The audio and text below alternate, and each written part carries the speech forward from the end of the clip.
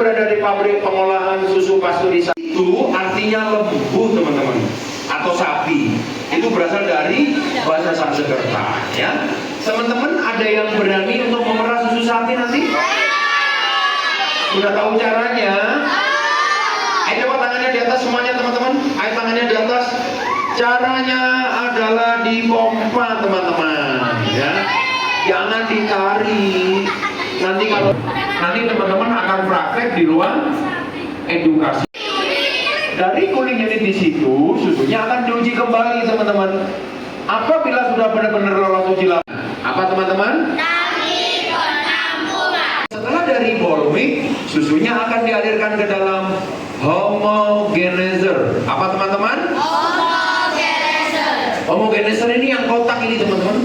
Itu berfungsi untuk menumbuk. Diubah kayak kompor teman-teman, yang bentuknya paling ujung itu loh. Kalau di Pak Diri namanya yaitu ruang pengemasan. Susunya langsung masuk ke dalam botol. Setelah masuk ke dalam botol, susunya disimpan di cold storage dengan suhu 4 derajat. Seketika itu pula susunya bisa diminum ya. Bentuk cooling unitnya ada di belakang teman-teman itu loh. Boleh lebih dekat teman-teman? Ya, gantian yang laki-laki sama perempuan gantian ya. Nanti yang perempuan boleh dekat ya. Oke teman-teman. Ini namanya cooling unit transit teman-teman. Jadi susu yang telah diperah oleh peternak disimpan di sini teman-teman. Apabila tidak lolos, susunya akan diberikan ke anaknya sapi teman-teman. Dikasih minum ke pedetnya. Dan sebagian akan dibuat sabun susu teman-teman. Teman-teman ada yang tahu warna susunya seperti apa? Warnanya apa? Warnanya putih teman-teman ya. Ciri khasnya susu yang murni itu warnanya putih kekuningan. Apa teman-teman? Edisi bau apa teman-teman? Bau apa? Gak apa-apa, itu busanya apa? Bau susu betul teman-teman. Ini baunya bau ciri khas susu. Nanti apabila diminum rasanya gurih teman-teman ya. Oke, sekarang gantian yang perempuan teman-teman. Oke. Nah, edisi bau apa teman-teman? Bau apa? Bau susu betul teman-teman. Nanti apabila diminum ini rasanya gurih teman-teman ya. Teman-teman, jadi rasanya asam ya, untuk yogurt tidak ada di buat kemasan dan dicampur pengembalian rasa. Nah, sekarang untuk treatment penyimpanan lainnya, jadi susu pasteurisasi dan juga yogurt harus disimpan di suhu yang dingin teman-teman. Suhunya 4 derajat Celcius, maka bisa bertahan selama 12 hari. Kemudian yang dipegang oleh kakak Iis itu adalah keju mozzarella. Ada yang tahu keju mozzarella ini digunakan untuk apa biasanya? Buat apa? Buat toppingnya pizza, apalagi? Oh, Maria. Oke, es krim yang kakak Endel pegang ini bentuknya berwarna merah. Ini adalah es krim gelato terbuat dari susu rompet atau rendah lemak ya. Jadi untuk es krim yang gelato ini rasanya manisnya hanya sedikit teman-teman ya. Untuk teman-teman yang suka rasa manis nanti bisa membeli es krim yang dipegang oleh kakak Iis. Ini adalah es krim nanti terbuat dari susu full cream.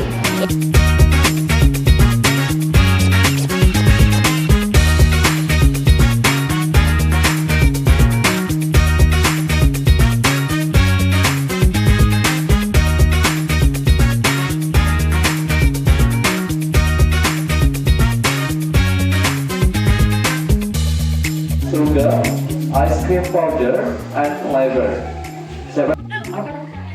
Ayo satu lagi, benar. Ayo disempurnakan dari jawaban teman-teman. Ayo satu lagi yang perempuan nggak mau ini.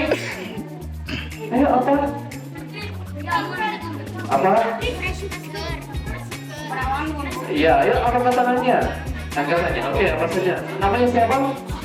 Sosa. Oke, yang pertama bahannya apa saja tadi? Apa saja tadi? Fresh milk. Terus?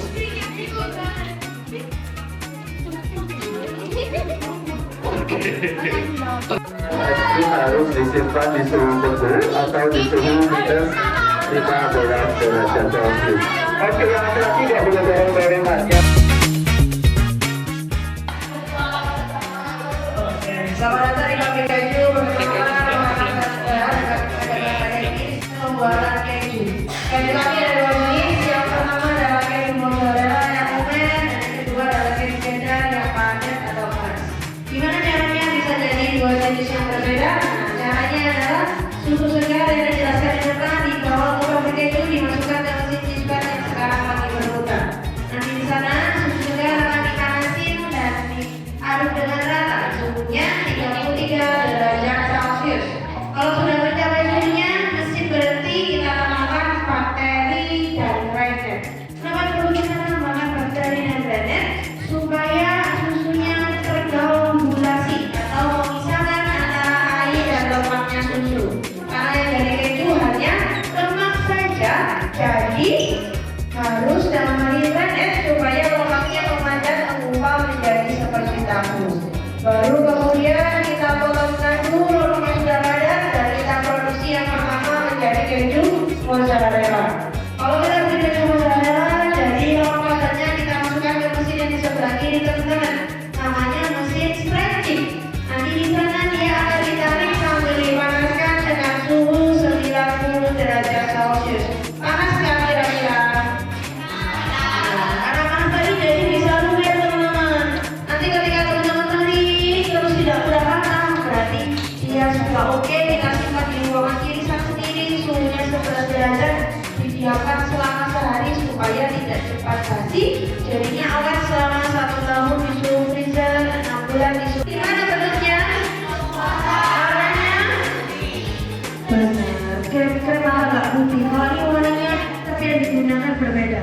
Yang digunakan HPKI asli dari susu sapi atau susu hewani. Kalau yang teman-teman beli bukan dari susu sapi, tapi dari susu nabati atau tepung jagung.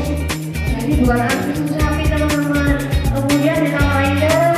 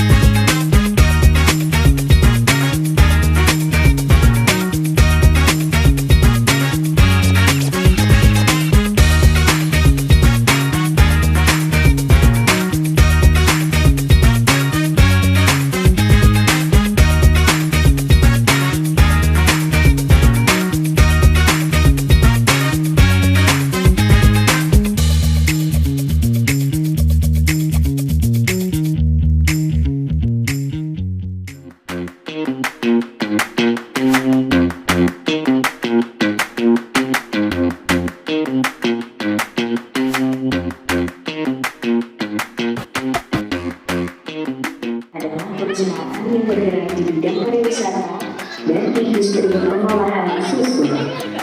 Jenis sapi yang ada di BSD adalah jenis Friesian Holstein yang berasal dari Belanda. Sebelum dilakukan pemerahan, sapi dimandikan terlebih dahulu.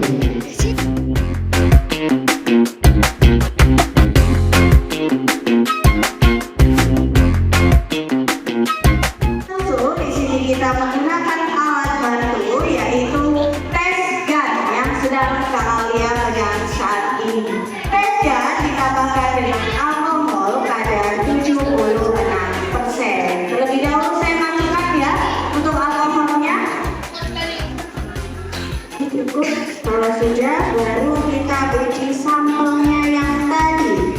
Bagaimana pengujiannya? Seperti ini.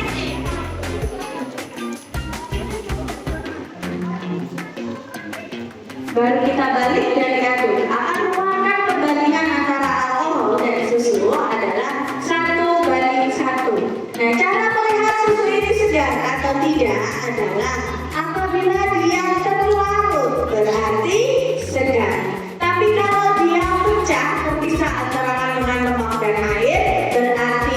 tidak segar. Paham di sini? Jadi bisa ya.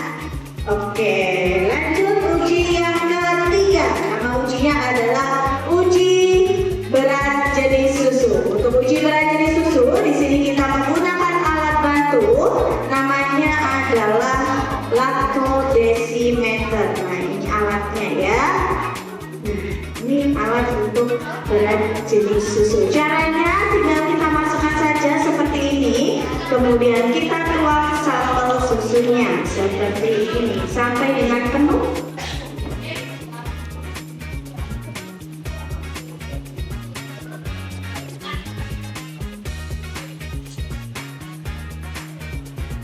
Nah, seperti ini ya. Kemudian ini ada angka di sini nih. Kita baca berat jenisnya. Nah, untuk berat jenisnya ini ada 1,38 teman-teman ya. Untuk berat jenis susu ini. Tiga uji. Yang pertama ujinya apa namanya? Yuk. Uji warna, bau, dan rasa. Namanya uji apa? Namanya uji apa? Yuk, uji enggak? Uji coba apa? Uji organoleptik. Ayo dong ya, tes jadi tadi namanya uji apa? Bersejarah.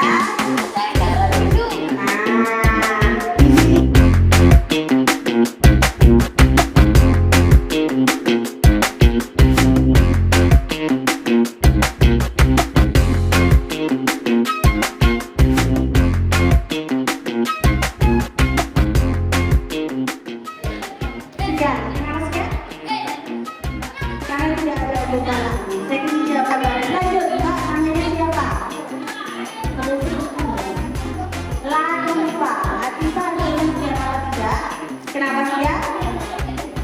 Karena tidak ada jumlah juga. Yakin? Ya. Oke. Kenapa nek susu tidak betul kalau nggak diterima? Oke. Kenapa? Kalau tidak segar, tidak diterima. Oke. Terima kasih, Mas. Tidak boleh kita terima karena susu yang tidak segar banyak mengandung bakteri. Bakterinya bakteri E. coli, bakteri salmonella yang bisa membuat tubuh kita sakit perut ya.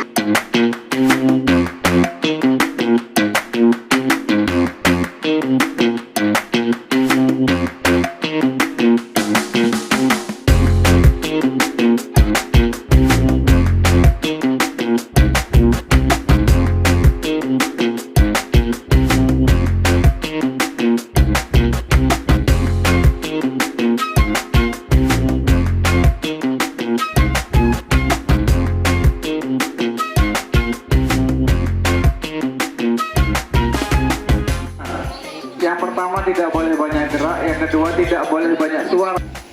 Ya, dalam satu kotak ini ada 3 jenis. Yang pertama adalah ratu lebah. Ratu lebah seperti ini teman-teman. Ya, seperti foto yang ada di posisi tengah ini adalah ratu lebah. Ratu lebah ini tugasnya hanya bertelur saja. Kemudian yang paling banyak ini adalah worker. Worker itu adalah lebah-lebah bekerja. Setelah itu dia akan mati. Kemudian lebah pekerja ini yang mencari makanan. Tahu nggak makanan lebah apa? Madu atau nektar. Posisi seperti itu. Kemudian sekitar 6:30 baru kita tutup. Begitu lebah-lebah ini bawa bipolen, dia masuk lubang-lubang kecil itu teman-teman. Ya, tapi bipolen yang ditaruh di kaki-kaki tadi tidak akan tersimpan di sarang lebahnya. Bedanya bipolen sama royal jelly. Kalau royal jelly itu kayak susu melek itu teman-teman, ya, susu bendera, ya kayak itu. Jadi kental, kayak susu bendera. Tapi kalau bipolen itu membentuk granul kayak apa, keras gitu loh teman-teman. Ya, jadi kalau teman-teman tahu di outlet di sana ada bipolen, ada juga royal jelly. Right?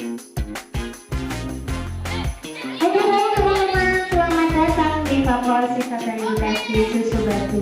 Merahnya juga pagi dan sore teman-teman.